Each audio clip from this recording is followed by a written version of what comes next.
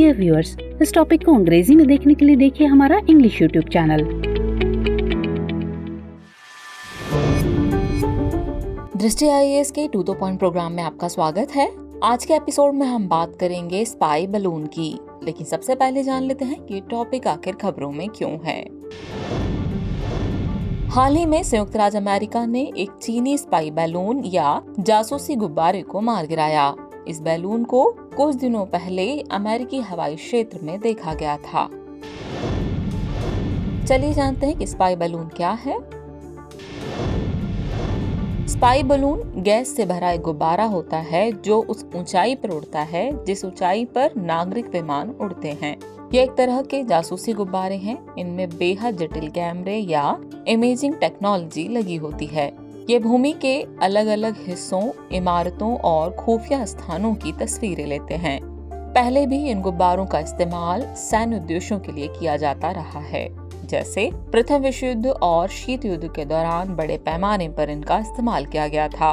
हालांकि मानव रहित ड्रोन और उपग्रहों के उदय के बाद इनका उपयोग कम हो गया है, लेकिन कुछ देश जासूसी करने के लिए अभी भी इनका इस्तेमाल कर रहे हैं। चलिए जानते हैं कि इन स्पाई बलून्स के उपयोग के क्या कारण हैं।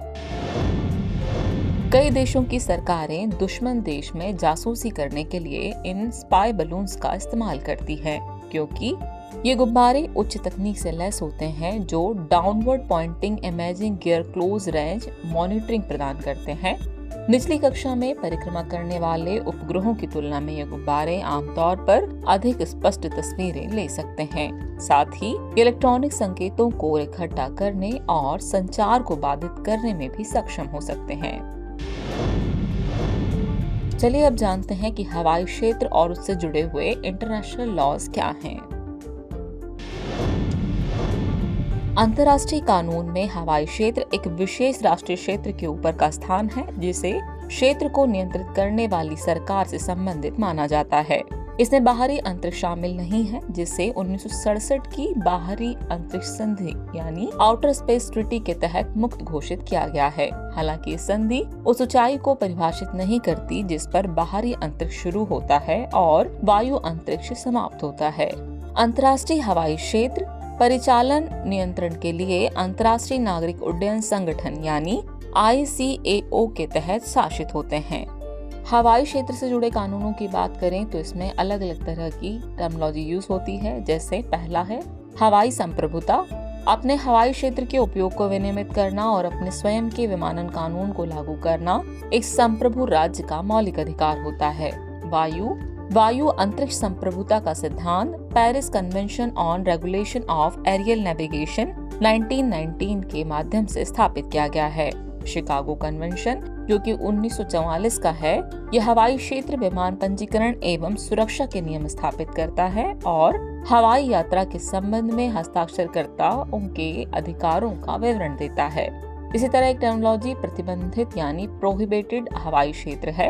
यह ऐसे हवाई क्षेत्र को संदर्भित करता है जिसके भीतर आमतौर पर सुरक्षा चिंताओं के कारण विमान उड़ाने की अनुमति नहीं होती है।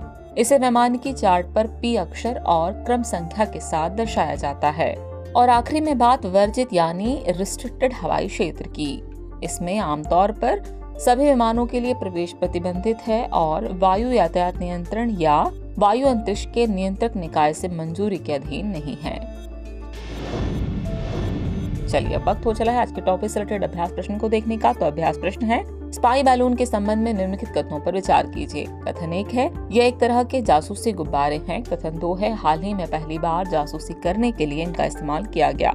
उपयुक्त में से कौन सा ऐसे कथन सही है या फिर है आपके ऑप्शन है। ऑप्शन ए केवल 1, ऑप्शन बी केवल 2, ऑप्शन सी 1 और 2 दोनों, या फिर ऑप्शन डी न तो 1 और न ही 2। तो इस प्रश्न का जवाब कमेंट बॉक्स में देना न भूलें।